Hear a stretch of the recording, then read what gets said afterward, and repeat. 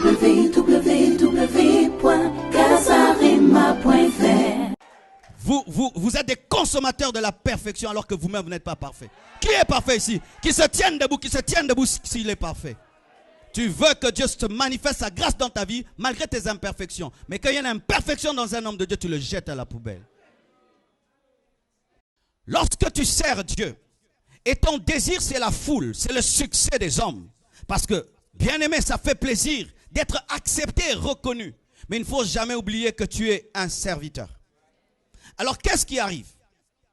Dieu te dit, tu as péché, je veux restaurer ton onction, mais le prix à payer. Sépare-toi de telle femme, arrête telle habitude, abandonne la masturbation, abandonne la pornographie, abandonne l'adultère, abandonne cette femme, abandonne cela. Fais un jeûne de 40 jours où tu prendras que de l'eau. Le prix à payer est trop grand. Mais qu'est-ce que tu veux? Tu veux maintenir la foule. Mais le prix que Dieu te demande est trop grand. Qu'est-ce que tu fais? Tu vas auprès du diable, afin qu'il continue à faire ce que Dieu faisait, afin que tu gardes la foule. C'est pourquoi il ne faut jamais être esclave de la foule, mais être esclave de Dieu. Il ne faut jamais chercher à garder la foule sans avoir le Dieu de la foule, sinon la foule va te diriger, te guider.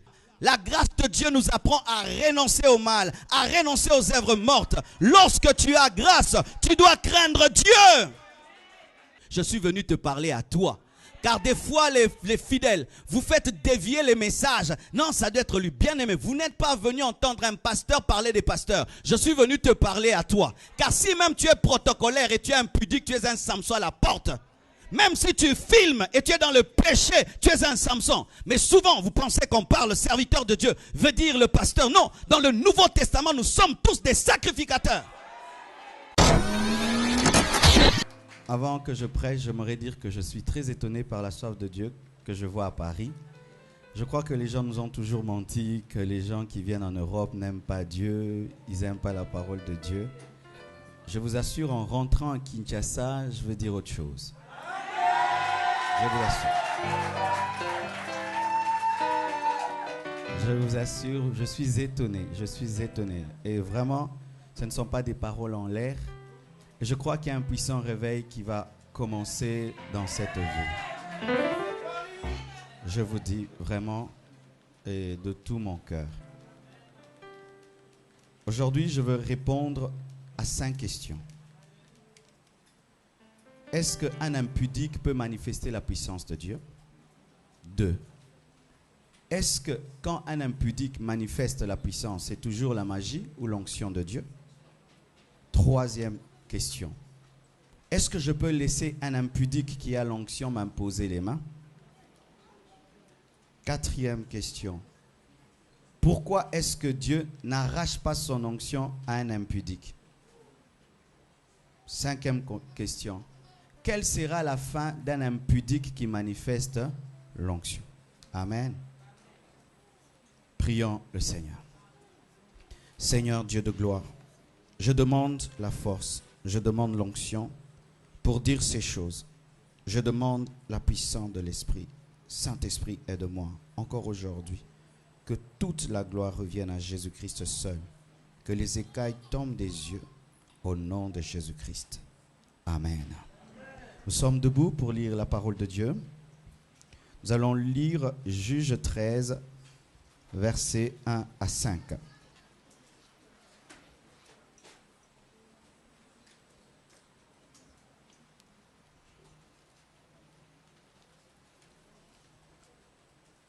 Juge 13, 1 à 5.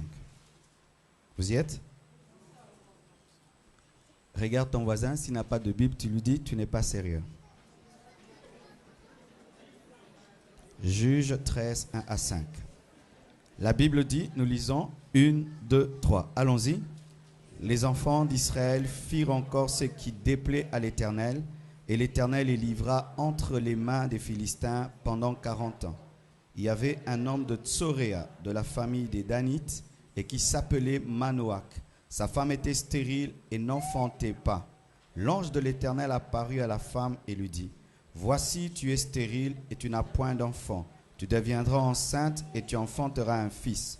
Maintenant, prends bien garde. Ne bois ni vin, ni liqueur forte et ne mange rien d'impur. car tu vas devenir enceinte et tu enfanteras un fils. Le rasoir ne passera point sur sa tête, parce que cet enfant sera consacré à Dieu dès le ventre de sa mère, et ce sera lui qui commencera à délivrer Israël de la main des Philistins. Acclamons la parole du Seigneur. Mais pour plus de compréhension, asseyez-vous s'il vous plaît, je vous prierai de lire Juge 13, Juge 14, Juge 15, Juge 16, tous ces chapitres pour mieux saisir l'enseignement de ce soir. Aujourd'hui, je vais m'efforcer d'enseigner. Amen. Le thème de mon message dans ce grand thème, fouiller l'impudicité, le voici le sous-thème, la génération des Samson. Dis à ton voisin, la génération des Samson. Alléluia. Comme je l'ai dit, dans cet enseignement, nous allons répondre à 4 questions. Un impudique peut-il manifester la puissance de Dieu? Est-ce la magie ou l'onction de Dieu lorsque un impudique fait des miracles? 3. Puis-je laisser un impudique qui a l'onction, qui a les dons de miracles, m'imposer les mains? 4. Pourquoi est-ce que Dieu ne lui arrache-t-il pas son don ni son onction? 5. Quelle sera la fin d'un tel homme? La génération de Samson. Samson veut dire fils du soleil. Il était le fils de Manoah, fils du soleil. Sa mère était stérile. C'était un enfant miraculeux. Il est né par la puissance de Dieu. Il n'est pas né par la puissance des démons. Il est né par la puissance de Dieu. Un ange, préfiguration de Christ dans l'Ancien Testament, a annoncé sa naissance et les circonstances qui entourent sa naissance. Il y a même des similitudes avec la naissance de Christ, sauf que Marie était vierge et n'avait pas connu d'homme. Il était naziréen, pas nazaréen, mais naziréen. Pas celui qui habite Nazareth, mais naziréen, ça veut dire qu'il était consacré à Dieu dès le sein de sa mère. Il était consacré à Dieu. Naziréen depuis le sein maternel. C'est pourquoi sa mère ne devait pas prendre des liqueurs pendant sa grossesse, semblable à Jean-Baptiste. Donc un enfant extraordinaire. Les conditions de sa force, voici. Le rasoir ne devait jamais passer sur sa tête. La force de Samson ne provenait pas de ses muscles. Des fois, les gens pensent que Samson était musclé. On nous dessine un Samson musclé. Dans des films, Samson est musclé. Non, Samson n'avait pas de muscles. La force de Samson, c'était son onction. Amen. Hein? Il n'était pas fort parce qu'il avait des muscles, mais parce qu'il était oint, parce que le rasoir n'avait pas touché ses cheveux. C'était ça, le secret de sa force. Le rasoir ne devait pas toucher ses cheveux. Et pour ceux qui se posent des questions sur ma chevelure, je la coupe. Amen. Hein? Alors peut-être qu'il y a un truc qu'il ne coupe jamais. Je coupe. Amen. Avant que je vienne, Blanche m'a coupé les cheveux et elle me les a arrangés. J'ai une coiffeuse à domicile. Gratis. Amen. J'aime donner aux gens l'envie de se marier. Parlons du caractère de Samson. Pourquoi? Parce que l'onction sans le caractère est un désastre. Dis à ton voisin, l'onction sans le caractère est un désastre. Oui, prophétiser sans le caractère, c'est un désastre. Faire des miracles sans caractère, c'est un désastre. Prêcher sans le caractère est un désastre. C'est pourquoi j'aimerais que nous puissions étudier le caractère de Samson. Première chose, il n'avait aucun respect pour la loi de Dieu. Il avait l'onction, certes, mais il n'avait aucun respect pour la loi de Dieu. Pourquoi?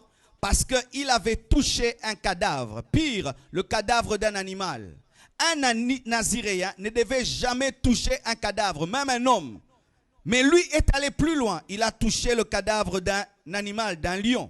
Les gens disent que non, il a déchiré le lion, il a fait sortir le miel comme si c'était une bonne chose. Non, ce n'était pas une bonne chose parce qu'un naziréen ne touche pas de cadavre. C'était un péché. Mais Jordan nous dit que quand tu prêches, tu donnes une révélation, tu as déchiré le lion, tu as fait sortir le miel. Ce n'est pas le bon contexte. Amen. Il avait péché contre la loi de Dieu en tuant, plutôt en touchant à un cadavre et en prenant le miel qui se trouve dans ce cadavre. C'est pourquoi lorsque ses parents lui ont posé la question lui disant « D'où vient ce miel ?» Il n'a pas dit parce qu'il savait que ses parents allaient lui dire « Tu es naziréen, comment est-ce que tu as touché un cadavre ?» Donc, il n'avait aucun respect pour la parole de Dieu. Deuxièmement, c'était un cachotier. Il apporte à ses parents du miel, mais il ne parle pas de l'origine de ce miel. C'était un homme qui avait l'onction, mais qui était menteur. C'était un homme qui avait l'onction, mais qui ne craignait pas Dieu. Troisièmement, il ne savait pas résister à la séduction des femmes, même si sa vie en dépendait. Il avait l'onction, mais il ne pouvait pas résister aux femmes, même s'il sent que sa vie en dépend. Lorsqu'il était en train de révéler le secret de sa force à Delilah, il savait que cela allait toucher à sa vie, mais il a fait quand même, mais il avait l'onction. Les Samsons sont des gens qui ont l'onction et la puissance de Dieu, mais qui ne savent pas résister devant les femmes. Il est un bon prédicateur, mais il est aussi un bon tombeur. Il donne des tekites, mais on lui donne aussi des tekites. Alléluia. Et encore une chose, il était envoûtable et domptable. Lui qui avait la puissance de déchirer un lion, de tuer 1000 soldats philistins avec une mâchoire d'âne, une petite femme l'endort sur ce cuisse, lui chante des berceuses et il dort. Il a l'onction, il a la puissance, mais on peut aussi le dompter et l'envoûter. Il peut chasser les démons, mais on peut aussi l'envoûter. C'est ça la génération des Samson. Tu le vois fort en public, mais dans le secret, on l'appelle Gélor. C'est un homme sans secret ni principe. Dieu lui dit que le rasoir ne touchera jamais tes cheveux. Et la femme d'Élila vient vers lui afin de demander qu'il puisse lui révéler sa force. À force que cette femme insiste, il finit par le révéler. Un homme sans principe. Mais il a l'onction, mais il n'a pas de principe. Il a l'onction, mais son nom peut se transformer en oui. Et quelque chose dans la vie de Samson. Pour ceux qui ne le savent pas, Samson n'a jamais utilisé l'onction et la puissance que Dieu lui avait donnée pour son but. Le but de l'onction dans la vie de Samson était de libérer Israël. Mais vous allez lire dans la parole de Dieu, que ce soit dans Juge 4, Juge 15, Juge 16, toutes les fois que Samson a utilisé l'onction, c'était pour ses besoins égoïstes. Première fois, Juge 14, 19, pour payer sa dette. Juge 15, 4 à 5, pour se venger de son beau-père.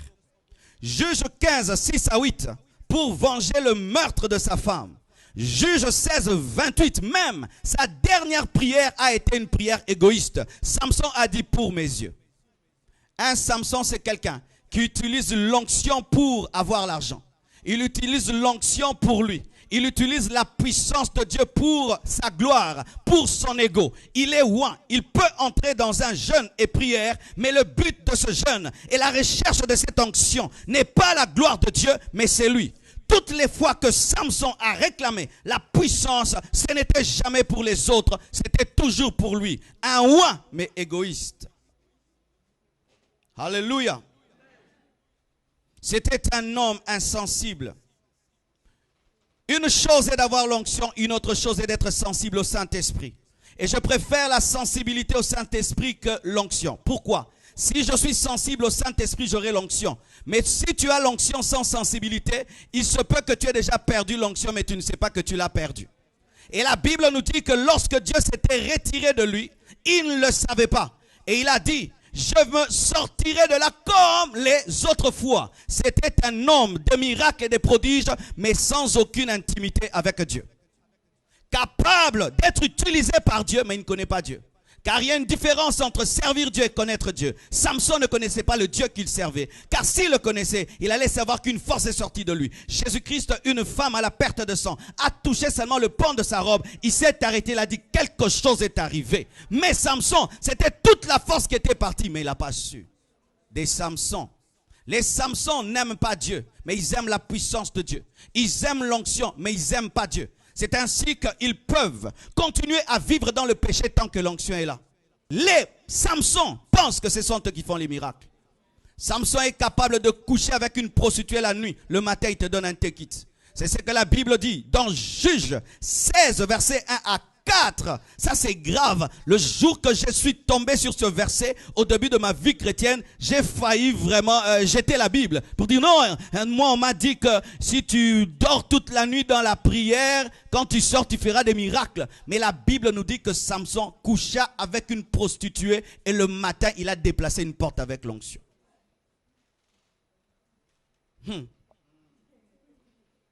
Bien-aimés frères et sœurs, la manifestation de la puissance de Dieu n'est pas toujours le signe que quelqu'un dormit avec Dieu.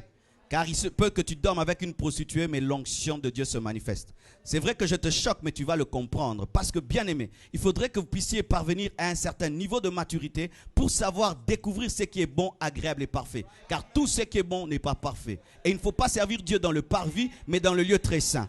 Dans le parvis, des miracles se produisent, mais sans intimité. Mais c'est seulement dans le lieu très saint que la Shekinah tombe et tu as la révélation du Dieu qui est Père.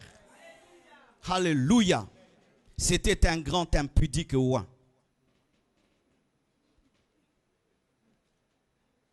Qu'est-ce que la génération des Samson? Dis à ton voisin.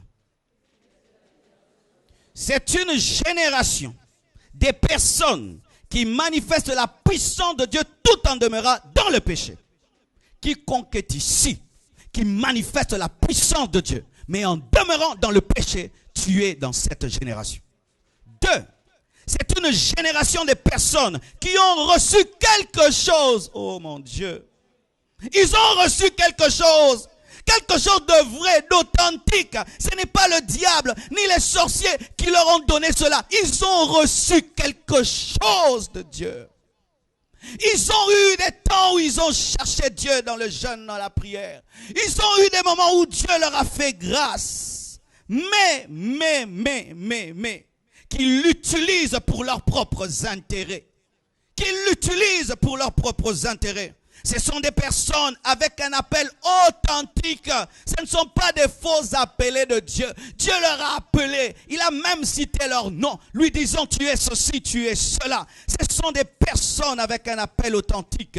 Une grâce réelle et véritable, mais qui la foule aux pieds. Ou des fois tu as envie de lui arracher le don de Dieu, dire Seigneur, donne-moi ça. Un jour, quand je me suis converti, je chantais dans une chorale. Et j'avais une très très mauvaise voix. Je crois que je chantais la voix corbeau. Et bien aimé, je chantais très mal. Mais dans la chorale, il y avait des jeunes filles qui chantaient parfaitement. Mais des impudiques comme pas possible. Mais moi qui craignais Dieu, un corbeau. Elles qui sont des impudiques, des colombes. Et un jour, j'ai dit à Dieu, tu ne peux pas leur ravir cette voix-là et me la donner à moi.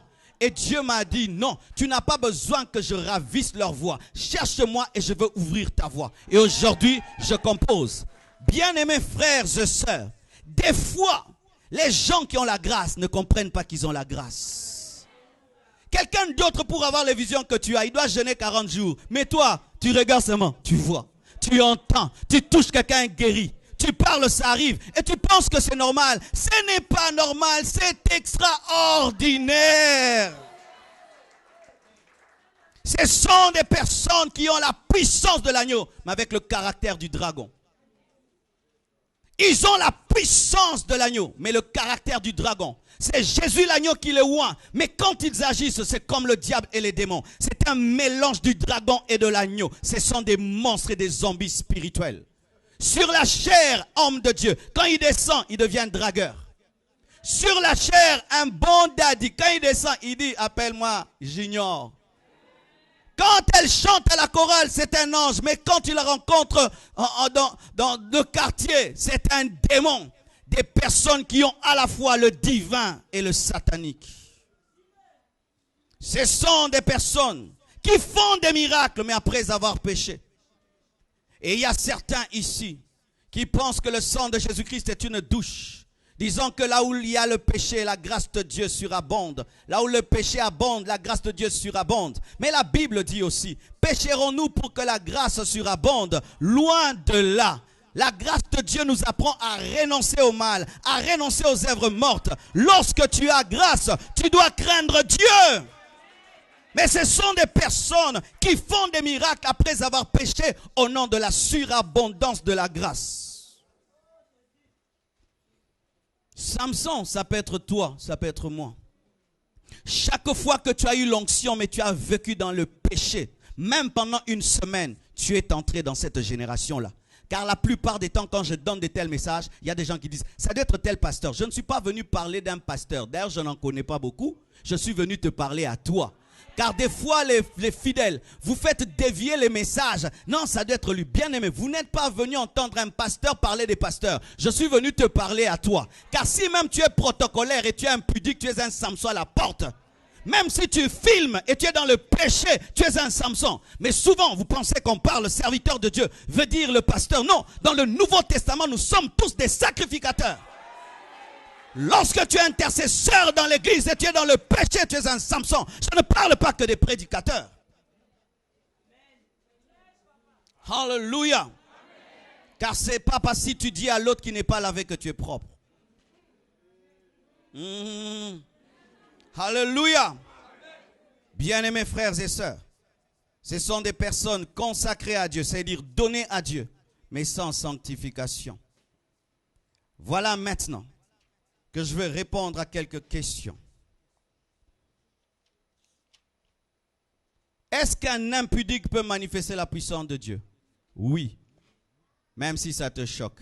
Juge 16, versets 1 à 3 que je vous ai proclamé, nous dit que Samson, après avoir couché avec une prostituée, a pu manifester la puissance de Dieu et transporter une porte et ses bâtons. Est-ce qu'on peut le lire? Lisons cela. Samson partit pour Gaza. Il y vit une femme et il entra chez elle. Pour causer, on dit aux gens de Gaza, Samson est arrivé ici. Et ils l'environnèrent et se tinrent en embuscade toute la nuit à la porte de la ville. Ils restèrent tranquilles toute la nuit, disant au point du jour, nous le tuerons. Écoutez, Samson demeura couché jusqu'à minuit pour prier. Vers minuit, après avoir prié, terminé l'adoration, il se leva et il saisit les bâtons de la porte de la ville et les deux poteaux. Il les arracha avec la barre, les mit sur ses épaules. Quelle onction! Et les porta sur le sommet de la montagne qui est en face d'Hébron. Après quoi? Après avoir couché avec une prostituée. Donc maintenant, je réponds aux questions. Oui. Un impudique peut-il manifester la puissance de Dieu? Oui, il peut le faire. Cela est une puissance d'égarement, car Dieu châtie celui qu'il aime. Lorsqu'il ne châtie pas, donc, il nous livre à nous-mêmes pour que nous subissions le grand châtiment qu'il nous réserve. Mais au dernier jour, il ne sera pas enlevé, ni récompensé, car il a fait du bénévolat spirituel. Dieu ne le connaît pas, même s'il travaille pour lui. C'est un escalier, c'est un panneau publicitaire qui n'entre jamais dans le restaurant. La Bible dit dans Matthieu 7, verset 21, en ce jour-là, plusieurs diront, nous avons fait des miracles en ton nom, pas au nom du diable. Nous avons prophétisé en ton nom. Mais il dira, je ne vous ai jamais connu. Bien-aimé, l'onction dans ta vie n'est pas le signe que tu marches avec Dieu. Samson, déconnecté de Dieu, a fait un miracle. L'onction était toujours là. Mais écoute ceci. Lorsque la puissance de Dieu continue à couler dans ta vie malgré tes péchés, c'est un mauvais signe. Il y a une puissance d'égarement sur toi. En soi, Dieu te laisse atteindre le paroxysme de ton péché afin de te juger. Il te laisse atteindre le plus haut sommet du péché afin de te juger. Car si mon fils rentre à la maison à 23 h, il saute le mur et puis je l'accueille. Oracle, ça va? C'est bon? C'était bien là-bas dans la boîte? T'as bien dansé? Oh oui, papa, c'était super. Ça va dormir, va dormir. J'ai laissé même un pain là pour toi. Est-ce que c'est normal? Lorsque papa ne te dit rien quand tu pêches, il n'est plus papa. Tu pêches, prophétie, prophétie. Tu pêches, onction, onction. Tu pêches. La grâce est toujours là. Des miracles, des prodiges, il y a un jugement sur ta vie. Réjouis-toi lorsque tu pêches, tu sens l'onction diminuer. Où tu pries, tu n'as plus de paix. Tu n'as plus de joie. Tu n'arrives plus à chanter. Tu n'arrives plus à rien faire. Tu es un enfant de Dieu. Alléluia. Ou même si tu forces la joie, tu n'y arrives pas. Tu as encore un bon cœur, un cœur qui est sensible. Mais un cœur insensible qui peut continuer à avoir la joie malgré le péché est un mauvais cœur qui va te conduire en enfer. Garde ce bon cœur que tu as qui peut te condamner et te dire arrête cela et qui peut même dans un miracle te reprocher. Ça c'est un bon cœur. Bien-aimés frères, sœurs, si depuis que tu as péché, les miracles et les prodiges ne sont plus, Dieu t'aime beaucoup. Ne dis pas qu'il ne t'aime pas. Il t'aime. Pourquoi? Il aimerait que tu entres au ciel. Lorsque les disciples sont venus dire à Jésus, les démons même nous sont soumis. Qu'est-ce qu'il leur a dit? Ne vous réjouissez pas de ce que les démons vous soient soumis. Moi, j'ai vu plus que cela. Le diable tombait du ciel sur la terre comme un éclair. Mais réjouissez-vous de ce que vos noms soient inscrits dans le livre de vie. Le bonheur dans la vie chrétienne, ce n'est pas d'être un instrument de Dieu, c'est d'être une épouse de Jésus-Christ. Car l'instrument peut être utilisé et jeté, mais l'épouse vit éternellement dans l'enlèvement. Alléluia. Bien-aimés frères et sœurs, donc un impudique peut être utilisé par Dieu, mais pour être rejeté au dernier jour. Est-ce que c'est la magie ou c'est l'onction? Lorsqu'un homme vit dans le péché, lorsqu'un homme vit sous l'emprise du mal et fait des miracles, j'aimerais dire la vérité, ce n'est pas toujours la magie. Pourquoi? L'onction n'est pas de l'eau. L'eau s'évapore, mais l'huile prend du temps. Je peux te confier 10 litres d'huile et pendant même 20 ans, il peut en avoir un tout petit peu parce que ça diminue progressivement. Mais l'eau s'évapore rapidement. Un homme qui hier a cherché Dieu peut avoir l'onction même s'il n'est plus connecté à Dieu.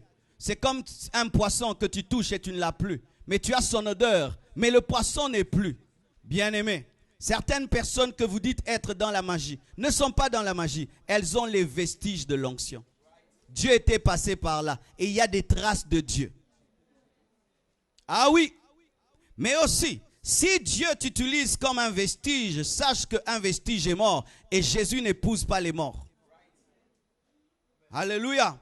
Ce n'est pas toujours la magie. Mais écoutez maintenant. La Bible nous dit que lorsque l'Esprit de Dieu, l'onction de Dieu a quitté Saoul dans 1 Samuel 16, 14 à 15, il a été remplacé par un démon. Voici. Lorsqu'un homme a servi Dieu dans la puissance de Dieu et dans la sainteté, s'il abandonne Dieu, l'onction de Dieu va commencer à diminuer dans sa vie, mais ne va pas partir directement. Et s'il ne se répand pas, cette onction va totalement disparaître et Satan peut la remplacer par une fausse onction pour que vous croyez c'est toujours Dieu alors que c'est le diable qui a remplacé. Car le oint n'est pas seulement oint pour guérir les autres, il est oint pour être protégé. Dieu te oint pour te protéger des puissants des ténèbres. Et si tu perds ton onction, tu perds ta protection. Et le diable peut remplacer cette onction par son onction. Une onction qui se manifeste et qui grandit même quand tu pêches. Au plus tu commets des abominations, plus il y a des miracles. Oui, car le diable se nourrit du péché. Si tu sens dans ta vie, plus tu pêches, plus Dieu t'utilise. Il se peut qu'il y ait une puissance de ténèbres qui a commencé à opérer dans ta vie. Car la Bible nous dit que les faux prophètes seront capables même d'invoquer le feu et de le faire tomber de la terre du ciel sur la terre. Écoutez ceci encore. Lorsque tu sers Dieu et ton désir c'est la foule, c'est le succès des hommes. Parce que, bien aimé, ça fait plaisir d'être accepté et reconnu. Mais il ne faut jamais oublier que tu es un serviteur. Alors qu'est-ce qui arrive? Dieu te dit, tu as péché, je veux restaurer ton onction, mais le prix à payer. Sépare-toi de telle femme, arrête telle habitude, abandonne la masturbation, abandonne la pornographie, abandonne l'adultère, abandonne cette femme, abandonne cela. Fais un jeûne de 40 jours où tu prendras que de l'eau. Le prix à payer est trop grand. Mais qu'est-ce que tu veux? Tu veux maintenir la foule. Mais le prix que Dieu te demande est trop grand.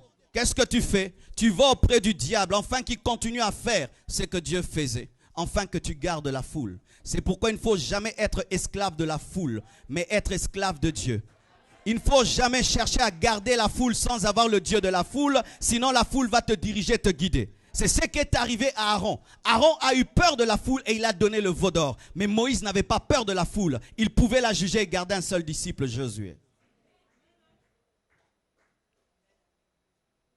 Alléluia. Est-ce que vous comprenez ce que je dis? Une autre chose. Est-ce que je peux laisser un impudique m'imposer les mains? Oui? Non? Non? Oui? Lisons Lévitique 16, versets 20 à 22.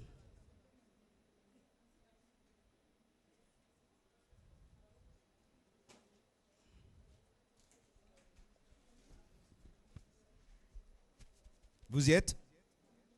La Bible dit ceci. Lorsqu'il aura achevé de faire l'expiation pour le sanctuaire, Pour la tente d'assignation et pour l'autel, il fera approcher le bouc vivant.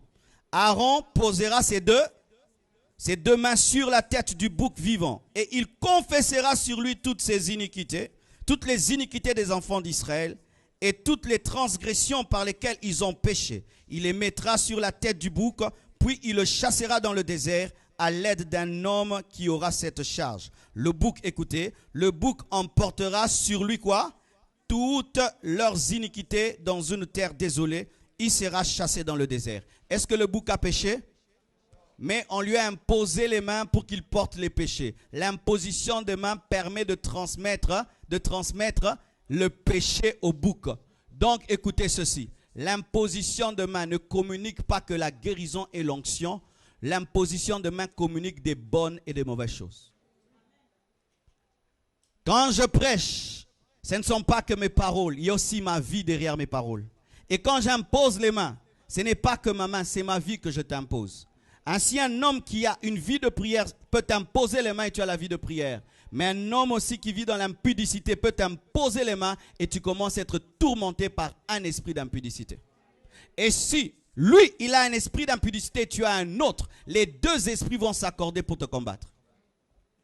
Ne donnez pas vos têtes à n'importe qui. Alléluia.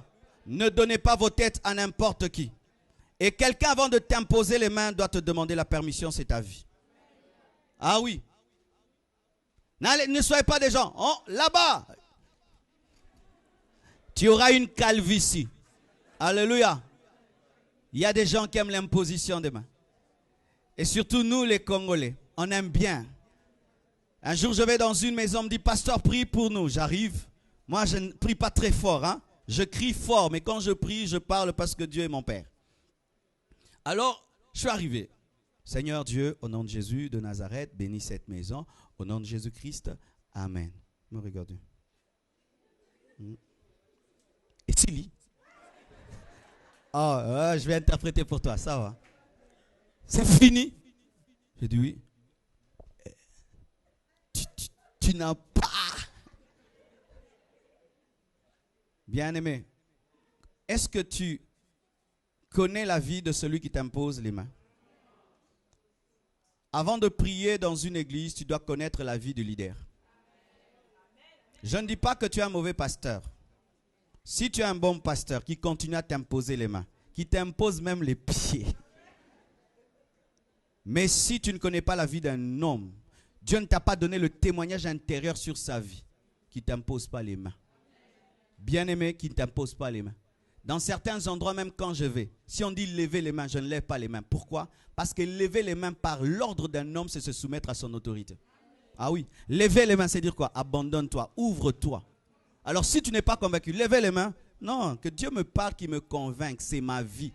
Je peux détruire ma vie rien que par une imposition de main. Je connais des jeunes serviteurs qui un jour sont allés voir quelqu'un. Il a prié pour eux et ils ont été agités par des esprits d'impudicité. Ils devaient aller ailleurs pour qu'on prie pour eux.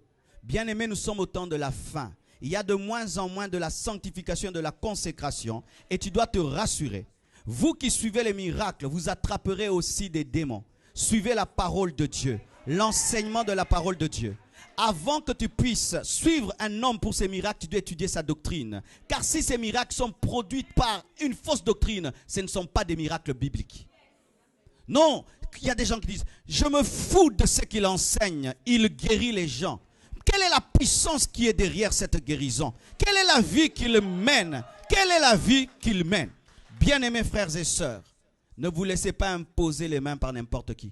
Et si même moi qui t'enseigne, tu n'es pas convaincu, l'Esprit de Dieu ne t'a pas témoigné, ne permets pas que je t'impose les mains, parce que c'est ta vie. Tu es chrétien au même titre que moi. Quand j'étais infidèle, je discernais avant qu'on m'impose les mains. Et aujourd'hui, quand je deviens pasteur, je ne peux pas enseigner aux fidèles de ne pas discerner. Ce serait de la dictature dans l'église.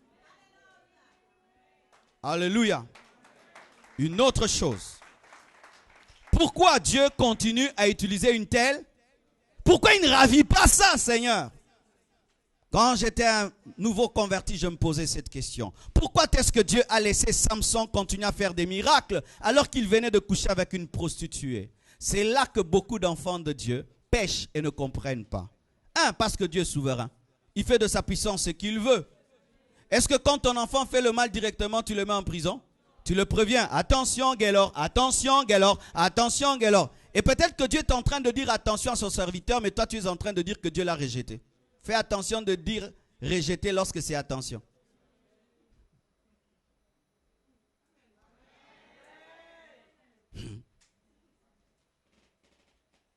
Dieu est souverain, il fait ce qu'il veut, comme il veut, avec qui il veut, quand il le veut. Alléluia. S'il peut utiliser des lépreux, une pierre, un âne, pourquoi pas un impudique bénévole? Il a utilisé une ânesse, une pierre a donné de l'eau. Des lépreux ont annoncé la bonne nouvelle disant que la Samarie est tombée, n'est-ce pas? Et il peut utiliser un impudique, mais bénévolement. Il n'aura aucune récompense, mais Dieu l'utilise. Pourquoi il le fait? Il est souverain, il est Dieu, il fait ce qu'il veut. Pourquoi encore? Bien-aimés frères et sœurs, parce qu'il est miséricordieux et patient. C'est que les gens ne savent pas, c'est que Dieu aime ses serviteurs. Aujourd'hui, j'étais avec celui qui organise ses assises. Il n'aime pas qu'on cite trop son nom. Mais je vois comment il souffre. Je vois comment il souffre du matin au soir. Des téléphones, règle ceci, règle cela. Et il y a des gens qui ont vécu ça pendant 40 ans. Souffrant dans le ministère. Et quand une telle personne dévie, vous tous vous venez pour la frapper. Mais Dieu se souvient des bons moments. Un jour, une femme, on lui dit, mais abandonne ton mari, il t'a fait ça et ça. Cette femme commence à dire à ses enfants, votre père n'était pas ainsi. Votre père, quand il avait tel âge, il m'a fait ça, il m'a fait ça. Et Dieu est touché par ses serviteurs. Dans leur jeunesse, ils l'ont aimé, ils l'ont servi. Et il n'est pas pressé de les jeter comme vous les jetez. Face B, dis face B. Oui, parce que vous nous aimez quand on est avec Dieu, on craint Dieu, on prêche bien. Mais lorsqu'on a des maladies spirituelles, vous nous jetez dans les poubelles. Alors que vous, quand vous avez des maladies spirituelles, on vous aide. Mais nous, quand on a des problèmes, vous nous jetez.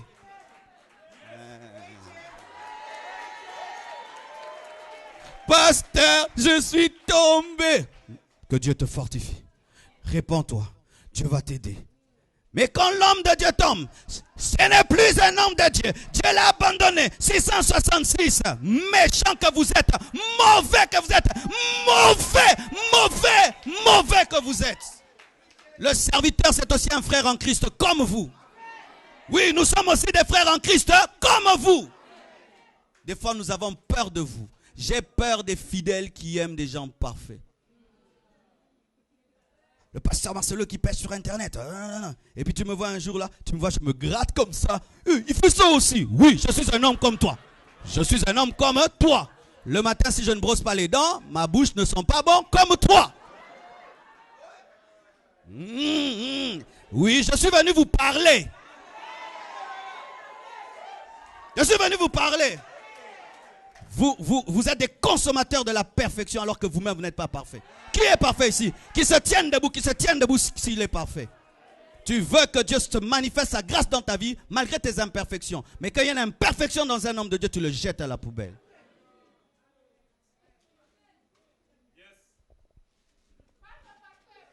Amen, maman, je veux parler. Alléluia. Parce qu'il est patient, il est miséricordieux. Miséricordieux. Il attend que la personne se répande et revienne à lui. Vous priez Dieu, tue-le. Mais Dieu dit non, je l'aime aussi. Un jour, je suis entré en retraite. Bien aimé. Je disais, Seigneur, cet homme de Dieu là, il fait la honte de l'église. Cet homme là, il fait la honte de l'église. Tu peux même pas le prendre. Et puis Dieu m'a dit, je l'aime. Je l'aime comme je t'aime. Lui d'ailleurs, il m'a servi mieux que toi. Lui, quand il était jeune, il te dépassait. Lui, quand ceci, quand cela. Bien aimé, j'ai commencé à pleurer. Parce que Dieu est un amoureux. Toi, tu as ton fiancé. Il t'a tabassé en cours de route. Jusque-là. Mais n'est-ce pas qu'on dit, abandonne-le. C'est un bon garçon quand même. Mais Dieu aussi, c'est pourquoi il n'abandonne pas rapidement ses serviteurs. Oui, vous devez le savoir.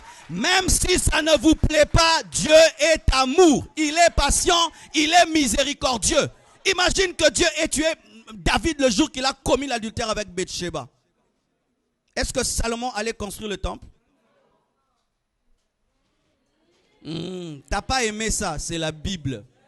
Les jugements de Dieu sont bibliques et la miséricorde de Dieu est aussi biblique. Pourquoi Dieu continue à le faire? Parce qu'il est patient. Il attend. Pour cette leçon que tu viens de comprendre cette année, ça t'a pris combien d'années? 10 ans. Pour comprendre 10 ans, Dieu était patient avec toi. Et Dieu s'est patient avec lui. Pourquoi? Il ne veut pas qu'il aille en enfer. Parce que s'il va en enfer, il le perd éternellement. Tu ne comprendras jamais l'amour de Dieu quand tu as un cœur méchant. Alléluia. Une autre chose. Il espère que sa bonté va l'amener à la repentance. Comment? Je ne sais pas si ça t'est déjà arrivé. Un jour, tu te fâches, tu ne pries pas, et puis quelqu'un vient, il dit, prie pour moi. Tu pries, il est guéri. Oh, tu dis, tu es guéri. Mais toi-même, tu dis, mais je n'étais pas vraiment dans les dimensions. Tu dis, Seigneur, pardonne-moi. Je te reviens à toi. Dieu, des fois, ramène ses serviteurs par sa bonté. Certains, il les ramène en les punissant, mais d'autres en les aimant. Car il y a deux catégories de personnes. Certaines personnes entendent le langage du jugement. Dieu le frappe et il revient. Mais d'autres, c'est quand Dieu continue à l'aimer, malgré qu'il n'aime pas Dieu, il se répand. Certains ici se sont repentis parce qu'ils ont peur d'aller en enfer. D'autres, c'est l'amour de Dieu qui les a touchés. Comment est-ce que Jésus est mort pour moi malgré que j'étais un pécheur? Je me convertis. Mais d'autres, on leur dit, attention, tu iras en enfer, c'est quand il se convertit. Et certains serviteurs, Dieu continue à les utiliser. Non pas parce que Dieu est faible, pour leur dire, je t'aime, arrête. Bien-aimé, sache aussi. Quand Dieu t'aime trop, il te jugera grandement. Car la Bible dit, celui à qui on aura beaucoup donné, on lui demandera beaucoup. Alors lorsque tu vis dans le péché et Dieu continue à manifester sa grâce, mais tu meurs dans le péché, ton jugement sera grand. Pourquoi? Dieu a patienté. Alléluia. Une autre chose. Il attend que son temps Kairos arrive parce que le temps du jugement existe. Il peut se faire que vous dites, Seigneur, cet homme pêche, mais il fait la honte de l'église, frappe-le. Mais Dieu dit, je le frapperai dans 15 ans et Dieu attendra 15 ans. Il lui a donné un délai de 15 ans. Peut-être que ton délai va finir aujourd'hui. Attention. Il se peut que cette prédication soit le dernier jour de l'avertissement de Dieu. Aujourd'hui. Il se peut qu'aujourd'hui Dieu a dit, j'ai trop patienté. Si aujourd'hui tu ne changes pas, je vais te frapper. Mais sachez que le temps de Dieu aussi existe. Pourquoi encore? Parce que son nom est cité. Imagine que je suis un homme fort. Je suis en train de passer quelque part et je vois qu'on est en train de tabasser un garçon. Et le garçon crie mon nom. Pasteur, fais quelque chose. Même si je ne le connais pas. Comme il a cité mon nom. Et il y a des gens comme ça. Pourquoi est-ce que Dieu les utilise? Parce qu'elles disent, Jésus va te guérir, Jésus va te délivrer. Et Dieu passait par là, il n'était pas concerné. Il entend dans cette croisade, Jésus, il vient quand même, il guérit, après il s'en va. Dieu des fois agit dans des hommes parce qu'il cite seulement son nom. Il n'agit pas pour toi, pas parce que c'est un amour approbatif, mais parce que seulement il veut honorer son nom. Pour sa propre gloire, pas pour toi. Et tu peux te glorifier de cela alors qu'il n'agit que pour lui. Car Dieu, des fois, agit pour confirmer que tu es son serviteur et confirmer qu'il est puissant. Mais des fois, il n'agit pas pour confirmer que tu es son serviteur. Confirmer seulement qu'il est Dieu. Alléluia. Parce que son nom est cité et aussi parce que la personne est devenue une adresse de Dieu. Les gens quittent leur maison avec la foi. Le sacrificateur Élie était déconnecté de Dieu, mais Anne était connectée à Dieu et Anne l'a reconnecté à Dieu. C'est comme si tu vas dans une maison, tu trouves un téléphone qui ne fonctionne plus, mais tu as besoin d'appeler urgemment. Tu le branches, tu l'utilises et puis tu le déconnectes. Car des fois, le miracle sort de l'homme de Dieu et touche la personne, mais des fois, c'est la personne qui te communique l'onction pour que tu lui rendes cela. Tu peux être allé dans un endroit, tu n'as pas Dieu, mais les gens croient que si tu pries, Dieu fera des miracles. Il fait des miracles. Mais toi, Dieu n'est pas avec toi. C'est pourquoi ne présentez pas les miracles comme étant un certificat de sainteté. C'est la grâce de Dieu. Et on ne sait pas pourquoi il les fait. Alléluia. Pour moi, un vrai serviteur de Dieu, c'est d'abord son caractère. Lorsqu'il ressemble à Jésus-Christ. Parce que ressembler à Christ, il faut travailler le caractère. Mais faire les miracles, maintenant même, Jésus peut donner l'onction à un bébé. Mais un bébé, pour qu'il ait la douceur et la maîtrise de soi, il faut qu'il prenne des années. Alléluia. Écoutez ceci. Quelle sera la fin d'une personne qui est utilisée par Dieu mais qui vit dans le péché? Voici deux choses. Si cette personne continue, elle va finir en enfer. Je sais que la plupart d'entre vous allez à l'église. Et vous ne pouvez pas venir ici, assoiffé comme vous êtes, sans une grande connaissance de la parole. C'est sûr que vous servez Dieu. Mais j'aimerais vous dire ceci. Si à votre service pour Dieu, vous n'ajoutez pas la sainteté, la consécration, vous serez jugé plus que les fidèles, même plus que les païens. Lorsque un homme sert Dieu dans le péché, dans l'impudicité, qu'est-ce qui va lui arriver? Son service se retourne contre lui. C'est ainsi que Jésus-Christ dit à certaines villes, si les miracles qui étaient faits au milieu de vous étaient faits à Sodome et Gomorrhe, ils auraient pris le sac et la cendre et se seraient repentis. Lorsque tu t'habitues à la main de Dieu, à la puissance de Dieu, et cela endurcit ton cœur, bien-aimé, cela va amener un grand jugement dans ta vie. Bien-aimés frères et sœurs, voici le conseil que je donne à toutes les personnes qui servent Dieu, mais qui le servent dans le péché. Faites un break. Faites un break.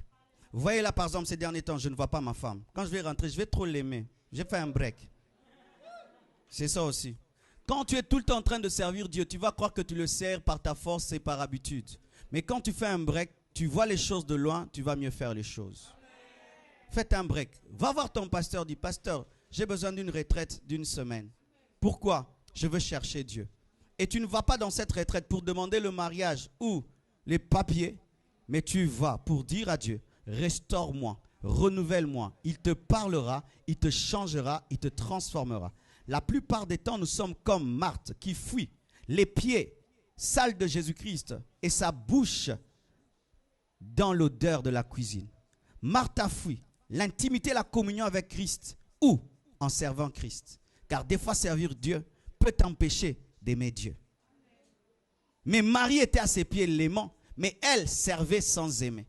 Des fois, tu dois arrêter de servir Dieu ou tu te tiens devant lui comme un adorateur. C'est quand tu vas te rendre compte que tu as cessé de l'aimer car tu n'arrives plus à adorer. Bien aimé, c'est facile de prêcher. Ça fait bien, non? Je parle, vous dites amen. Ouais. Mais m'agenouiller. Jésus, je t'aime 1 heure. Jésus, je t'aime 2 heures.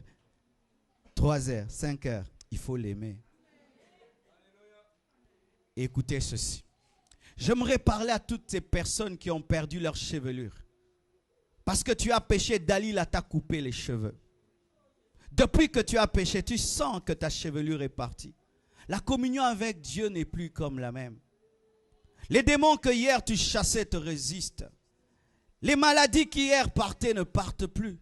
Les choses deviennent difficiles et même lorsque tu pries, tu sens comme si le ciel est fermé.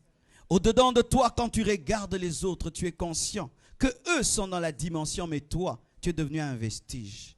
Que faire? Fais comme Samson. Répands-toi dans ton cœur et une autre chevelure va venir. Car ce que j'aime dans la chevelure de Samson, c'est que son onction n'était pas dans ses pieds. Car si on te coupe les pieds ne repoussent pas. Mais c'était dans quelque chose qu'on peut couper et qui peut repousser. Car si on te coupe les cheveux, tu n'es pas chauve, tu es seulement rasé. Et si tu reviens vers Dieu, il va te donner une seconde chevelure qui pourra tuer Delilah. La première chevelure n'a pas tué Delilah, mais la seconde a tué Delilah. Il est possible que Dieu te restaure. Je dis il est possible que Dieu te restaure. Je dis il est possible que Dieu te restaure. Je dis il est possible que Dieu te restaure. Il est possible que Dieu te restaure. Et même si on a crevé tes yeux, il peut te prêter un jeune garçon qui pourra être tes yeux. Et si même tu as perdu de choses, Dieu peut mettre à côté de toi des personnes qui vont t'aider à atteindre ta vision. C'est possible d'être restauré. Tant qu'il y a la vie, il y a de l'espoir. J'aime l'histoire de Catherine Kuhlman. Jusqu'à l'âge de 50 ans, elle s'était opposée à la volonté de Dieu. Elle vivait avec un mari d'autrui. Elle vivait dans le péché. Et l'onction a diminué dans sa vie. Mais à l'âge de 50 ans, alors qu'elle piquait une crise de dépression et que se posait des questions sur sa vie et son ministère, elle est arrivée quelque part. Elle a vu un panneau et il est écrit stop. Quand elle a lu le panneau, l'Esprit de Dieu lui dit, arrête-toi. Aujourd'hui, tu vas choisir entre moi et cet homme. Elle dit dans son livre qu'elle aimait cet homme plus que Dieu. Mais elle mourait en elle-même, son ministère mourait. Mais ce jour-là, elle a abandonné cet homme en pleurant. Et Dieu a oint les 9 dernières années de sa vie. Une onction extraordinaire dans une vieille dame. Ce n'est pas encore fini. Le diable a remporté quelques rounds, mais on n'a pas encore sonné le gong. Il est possible que tu puisses te relever et que tu puisses dire c'est fini. J'arrête de servir Dieu dans les aventures et dans le péché. Je mets ma vie en règle avec Dieu. Je te dis c'est possible. C'est possible. Il y a des hommes qui hier ont servi Dieu dans le péché, mais aujourd'hui vivent dans la pureté de la sainteté. Dieu n'a pas de préféré. Il peut le faire dans ta vie. Que Dieu te donne une seconde chevelure. Que Dieu t'accorde une seconde chevelure. Qui t'accorde un nouveau départ. Un nouveau départ. Alors que cette femme a été jetée aux pieds de Jésus-Christ. Et tout le monde disait adultère, adultère, adultère. Elle doit mourir. Jésus-Christ a dit, celui qui n'a jamais péché, qu'il lève son premier doigt. Tous se sont retrouvés dans le péché car ils disaient, moi on ne m'a pas attrapé mais je l'ai fait aussi. Mais le seul qui avait le droit de punir cette femme, c'était celui qui n'avait jamais péché, Jésus. Mais celui qui pouvait juger n'a pas jeté la pierre. Il a offert sa vie à la croix afin d'effacer le péché de cette femme. Et lui a dit, va et ne pêche pas. Je te dis aussi, va et ne pêche plus. Que Dieu vous bénisse abondamment.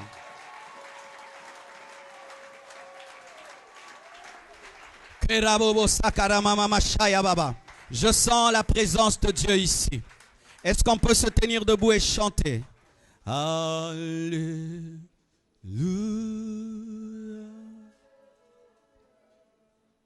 Ah. Yes. Ah.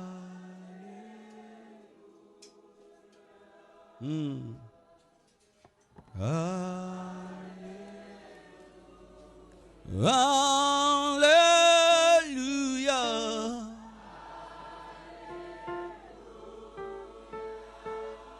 Alléluia.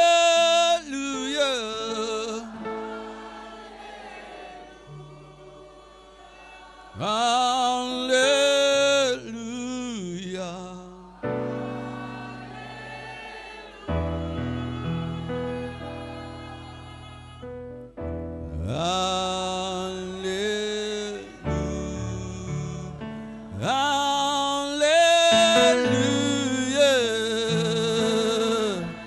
Rabazakatama libro boboshaya.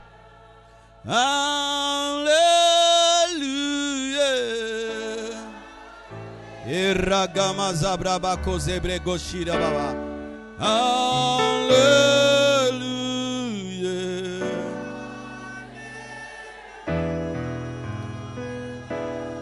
Alléluia.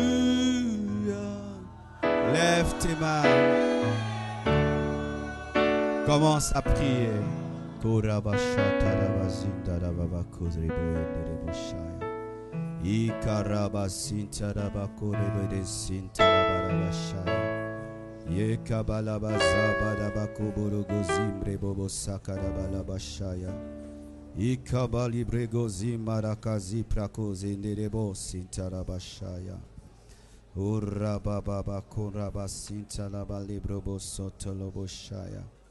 E kabarabaza kabarama sintiribosha mandarabazinta rababa shandalaba kurababa sotodobobo.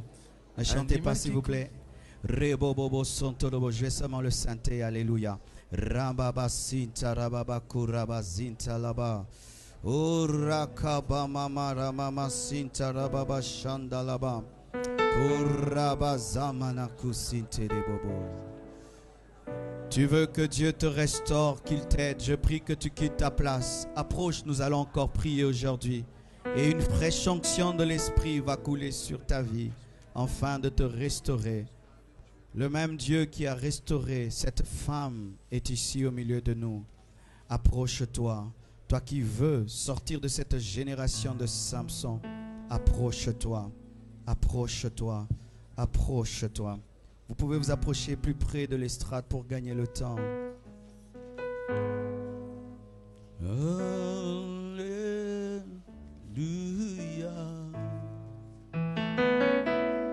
Alléluia.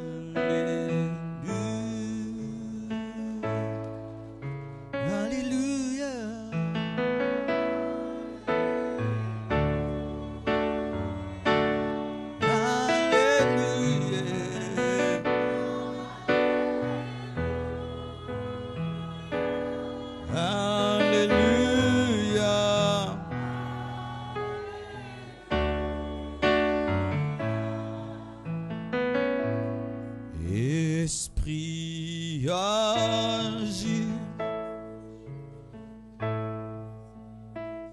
Esprit,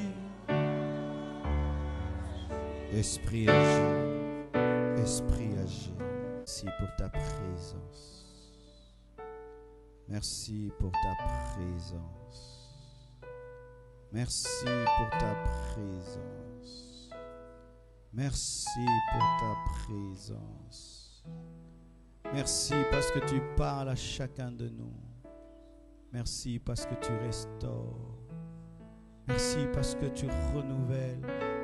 Tu redonnes la force à celui qui est fatigué. Tu relèves celui qui est tombé. Tu donnes la haine et l'horreur du péché. Tu délivres celui qui s'est repenti, Seigneur. Tu aides mon frère à conserver son onction. Tu aides ma sœur à conserver son onction. Pardonne les péchés de ton peuple. Pardonne les péchés de tes serviteurs et de tes servantes. Pardonne, Seigneur, lave-les. Conduis-les, Seigneur, d'une nouvelle manière. Je demande un réveil à Paris. Je demande un réveil à Paris. Je demande un réveil à Paris. Je demande un réveil à Paris. Je demande un réveil à Paris, Seigneur. Je demande un réveil dans cette ville. Je demande un réveil dans les églises. Je demande un réveil dans ces vies, Seigneur. Toi seul peux le faire. Fais-le. Au nom de Jésus. Va et ne pêche plus. Au nom de Jésus. Amen. Que Dieu vous bénisse abondamment. Merci.